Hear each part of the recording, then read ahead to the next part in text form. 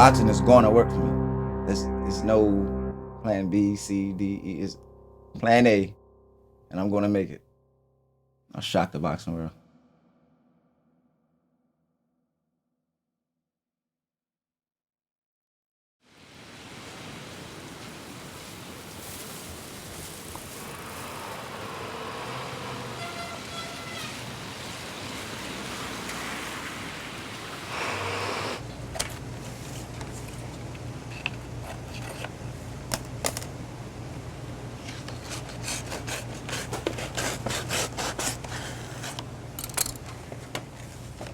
My daughter is really the driving force behind this.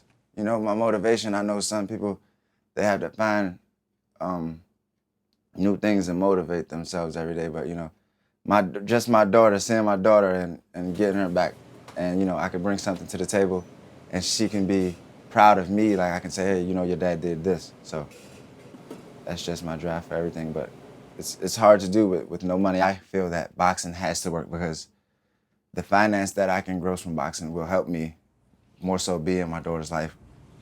Basically, I'm helping my grandfather in the store, and you know, I've been looking for jobs, but the way this works is I'll basically be working for pennies and then still not be able to see my daughter. So I mean, until I get myself straight, I'm not sure what the future holds, but you know, I do love her, my daughter, and I do miss her. So that's what's motivating me at this point.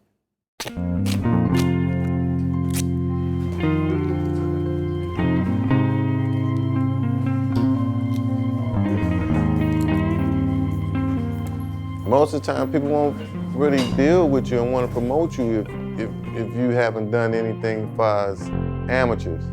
So they're looking for an Oscar De La Hoya or a Mayweather, or you know.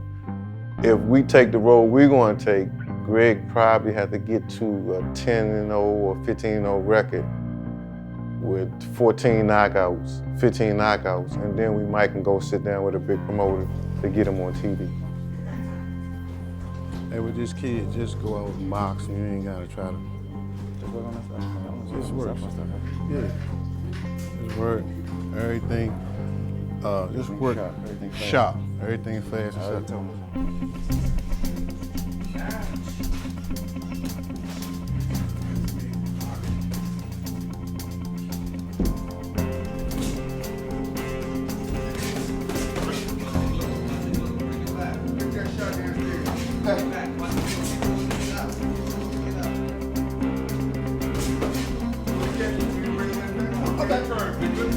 Look, your uppercuts, more uppercuts. And get down to his mind. He through. Shake this off. More jab. Hurt my elbow, I'm good. Did your elbow hurt? No, I was trying not to. Man, go ahead and work, man. If you get to be 30-0 and lose a fight, you might be all right. But if you 3-2 or 3-5, you'll be an opponent. So a person that we call in to make the up-and-coming fighter look good. With boxing, you can't lose a whole lot of fights.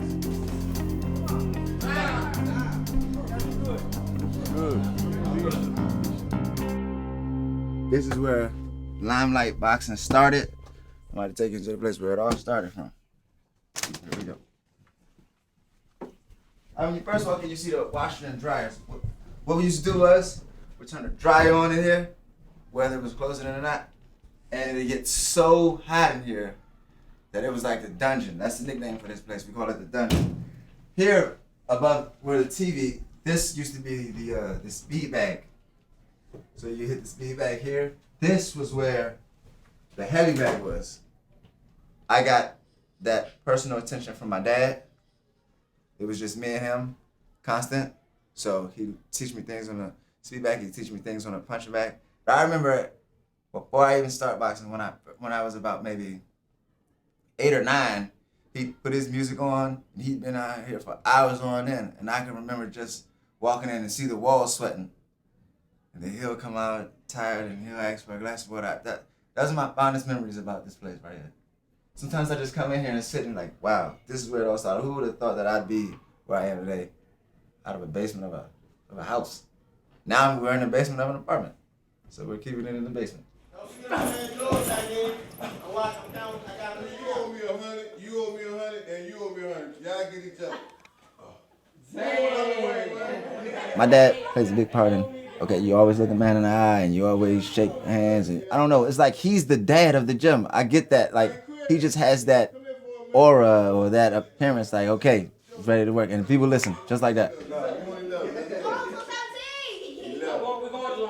Most kids don't understand what it takes to be a champion or national champion or world champion. And the majority of them that I deal with, they're just looking for a safe haven. They just want to come somewhere for a couple of hours, not be in the streets, you know, try to stay out of harm's way for a little while. So I accept them in. He could be doing so much other things, but this is what he loves doing. This is his vision.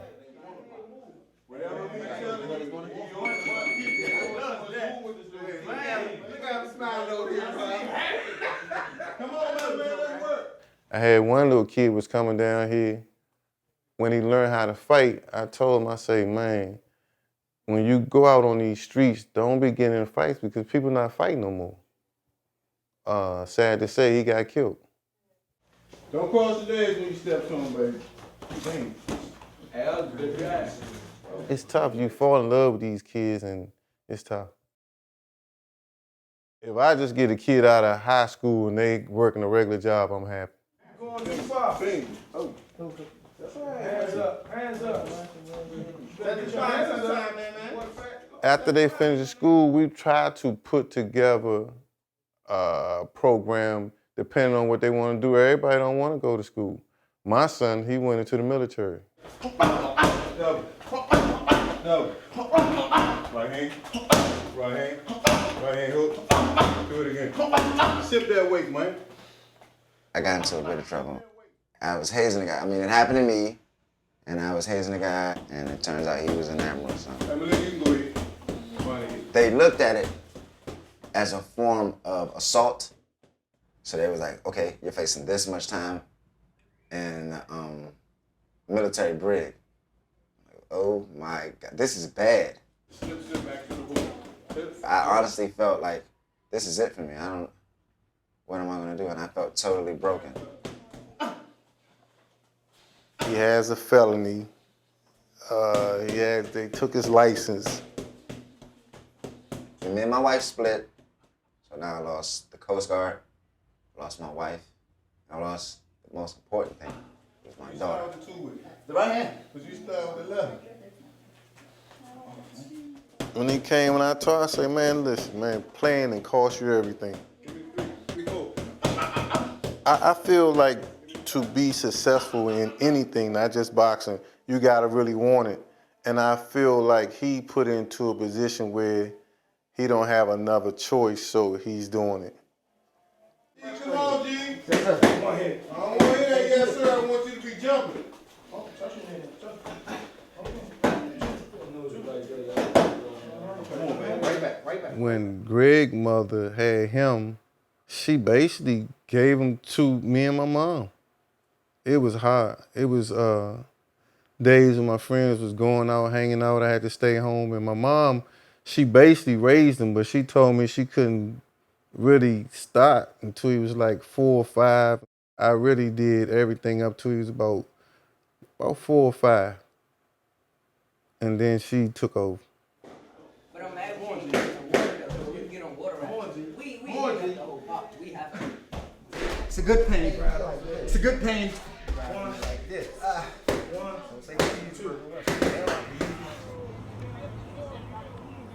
My grandmother is a driving force behind Limelight. She helps just immensely. She's the backbone, really. We bring everything down here, we set it up, and then we start selling it.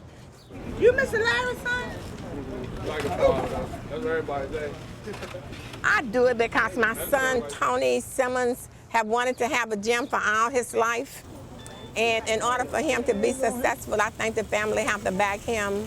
And so this is why I work hard trying to make them be successful. You know, it takes a lot of people for the gym. So Tony has a lot of good people working with him all the time. Yeah, how you know? He said what? Greg hasn't had a bad life. So therefore, I feel that he didn't work as hard as he could have worked. You know what I'm saying? Those guys from overseas, they come over here and they box and they box and they box because they're hungry. And you see, Greg's never been hungry. He's never had to just go out there and fend. He's always had somebody who had his back. And I think that puts you in a different position.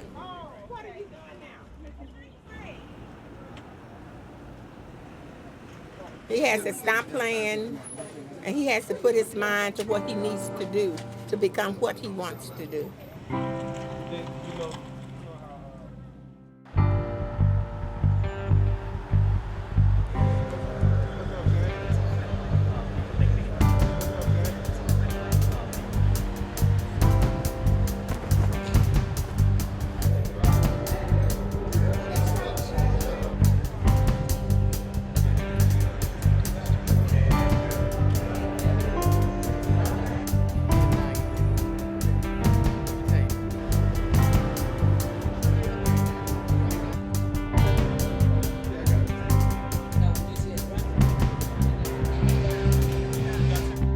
I started boxing when I was 16 years old. I had a good friend of mine, and I was hanging out with him, and I just seen the way the guys respected him, and I just wanted to be respected like him. So I kept on working out and doing stuff, and I had Greg when I was 19, so by the time, you know, I realized that I wanted to box, it was time to go to work.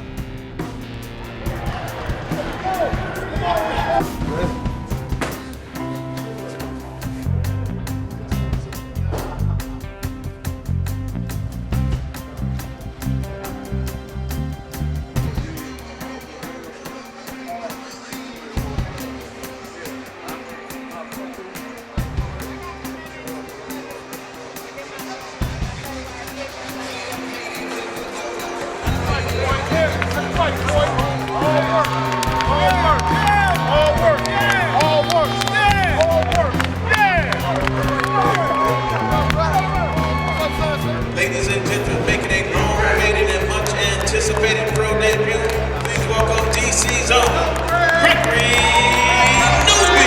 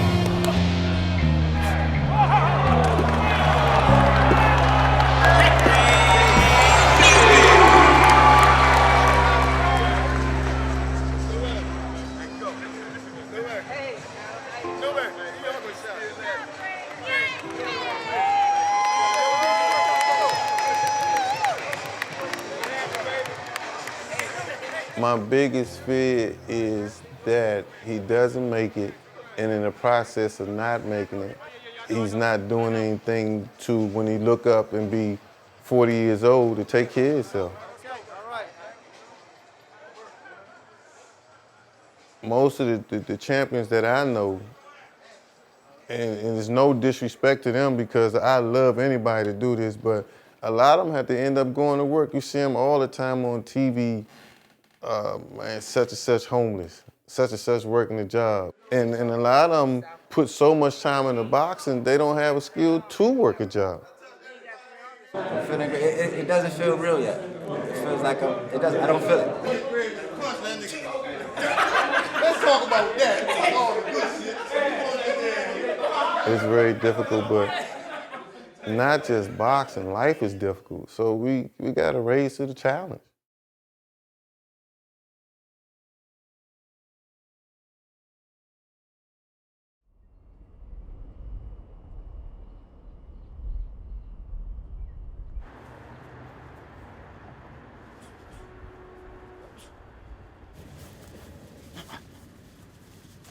a young man went to the beach and he seen a guru.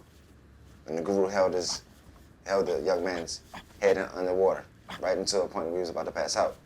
So the guru said, what did you want to do more than anything when I had you underwater? And the young man said, breathe. He said, you have to want it that bad.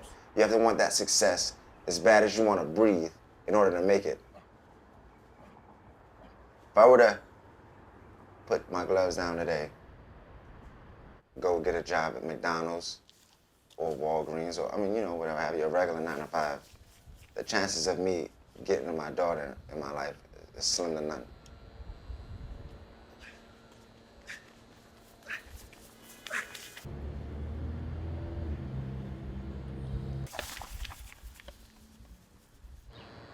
I'm at the point where I'm jumping out of the plane with no parachute. This has to work, and this is going to work.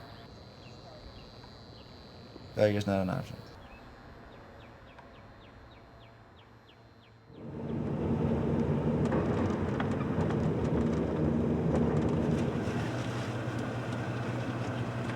Picture me at the weigh-in.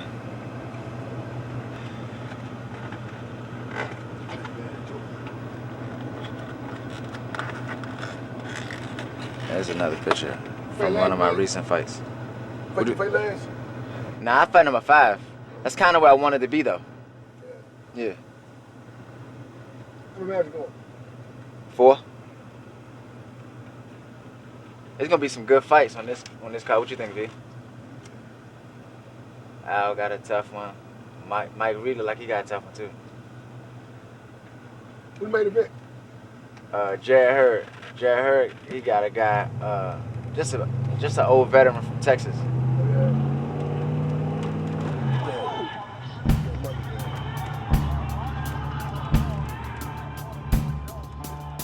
Let's step to this. A very good evening, ladies and gentlemen, and welcome here once again.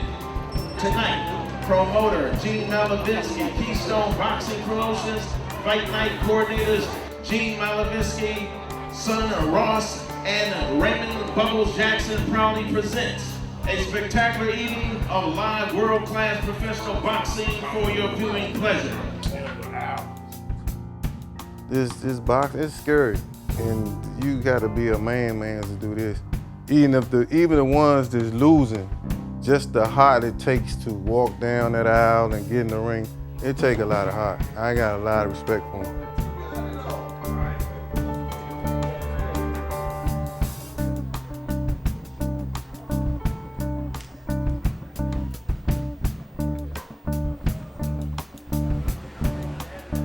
When you make bad decisions as kids, you gotta maybe work 2 or 3 jobs just to end up for one real paycheck, and I end up doing that.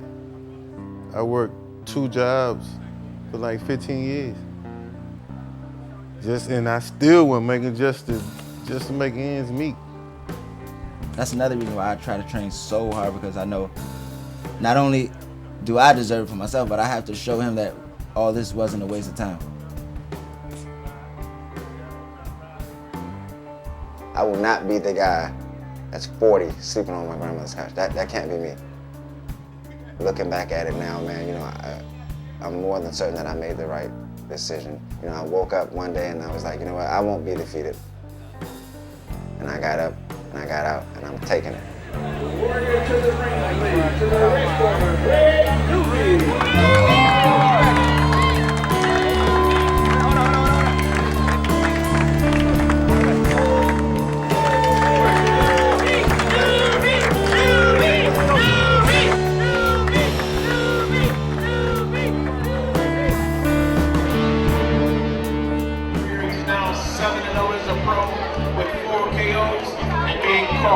One of the rising young stars in the division today, representing limelight and ready to shine bright. Please welcome Greg.